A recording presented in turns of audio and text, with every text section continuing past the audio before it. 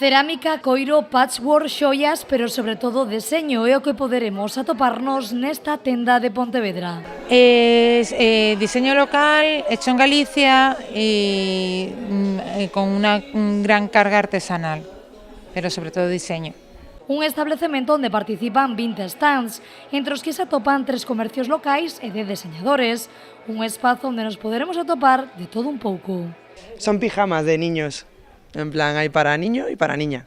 Pues nada, yo me dedico, desde pequeña hago técnica de patchwork, que es lo que está construido todas mis mantas y mis accesorios, y he decidido crear una línea de verano para casa, para los niños pequeños. También hay mantitas de cuna, mantitas de juegos, como estas de aquí, y un poco también para continuar esa tradición de artesanía, del handmade que se lleva tanto hoy en día, y poder llevártelo a casa. Esta es Blackwell Project, es una marca de complementos que trabaja en piel y algunas cosas en textil.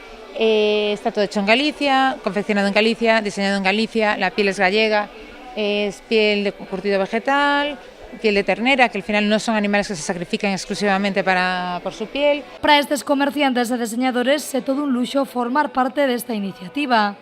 No, es un honor tener un punto de visión para la gente que venga, que aparte acabamos de comenzar.